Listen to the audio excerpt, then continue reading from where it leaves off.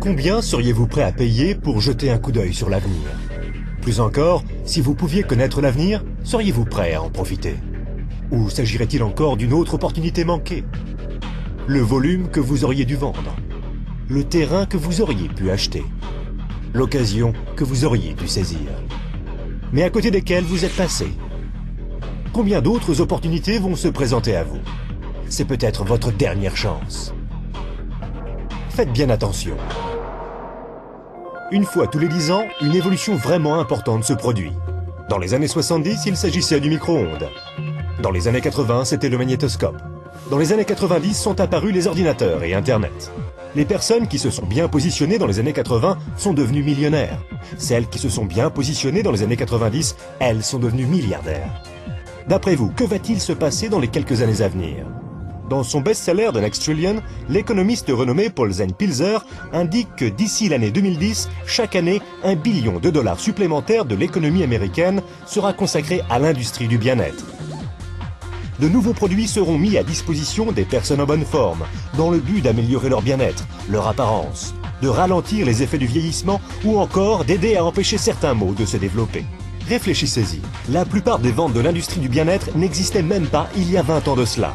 Aujourd'hui, elles représentent au total quelques 200 milliards de dollars en ventes annuelles, soit près de la moitié du montant dépensé à l'achat de voitures aux États-Unis. Aujourd'hui, 200 milliards par an. D'ici 2010, 1 billion. Cela représente 1000 milliards par an. Pour ceux qui sont moins bons en maths, cela signifie une croissance de 500%. Comment est-ce possible? Comment ce genre de croissance est-il prévisible? En 3 mots, les baby-boomers.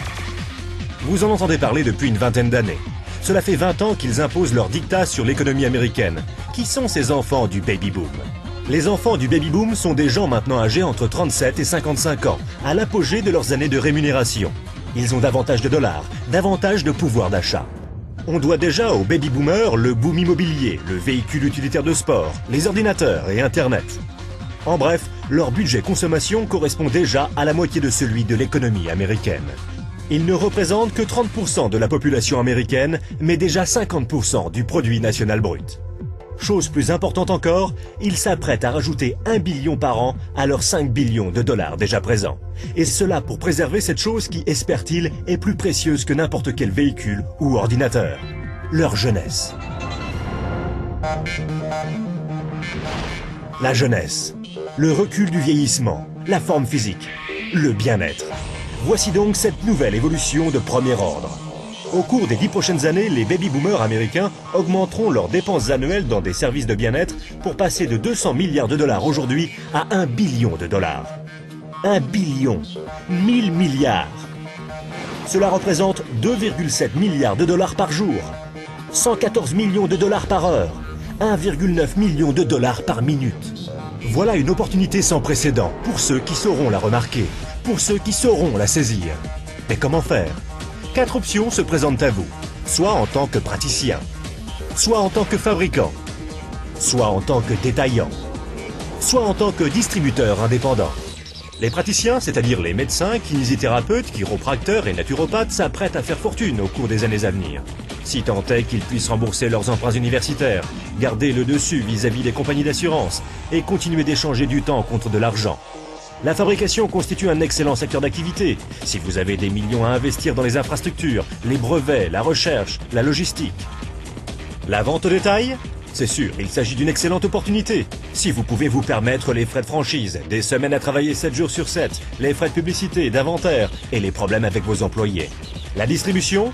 Les plus grandes fortunes personnelles de ces 30 dernières années ont été forgées par des gens qui ont trouvé de meilleurs moyens de distribuer des biens plutôt que de meilleurs moyens de fabriquer des biens.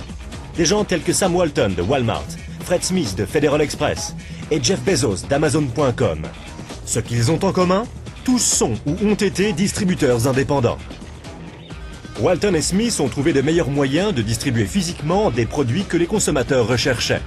Les nouveaux milliardaires du 21e siècle sont en train de faire leur fortune dans la distribution, en éduquant les consommateurs à de nouveaux produits et de nouveaux réseaux de distribution. On a appelé ça le travail à la vitesse de la pensée. De meilleurs produits, une distribution plus efficace, une plus grande opportunité. Pourquoi? Parce que rien ne peut arrêter 78 millions de baby-boomers disposant de 1000 milliards de dollars de liquidités. Ils veulent faire du roller, ils veulent des voitures de sport. Ils ne veulent pas vieillir. Et ils sont prêts à dépenser pratiquement n'importe quoi pour rester jeunes, en bonne forme et débordants de vitalité. Au cours des 10 prochaines années, les baby-boomers américains augmenteront leurs dépenses annuelles pour des services de bien-être qui passeront de 200 milliards de dollars aujourd'hui à 1 billion de dollars chaque année. Serez-vous prêts? La personne qui vous a remis cette vidéo peut vous présenter un modèle commercial de distribution de bien-être qui est un véritable succès et a fait ses preuves. Cette activité, vous pouvez la commencer à temps choisi depuis votre domicile. Sans de gros investissements en capital, sans employés et sans les soucis traditionnels que connaissent tous les chefs d'entreprise. Une activité qui, dans vos temps libres, pourrait représenter des revenus plus ou moins importants. De plus, puisque vous exercez cette activité depuis votre domicile, vous pouvez éventuellement bénéficier d'avantages en termes de taxes. Imaginez être en 1980. Bill Gates est à la recherche d'investisseurs. Il croit en l'explosion du marché des ordinateurs.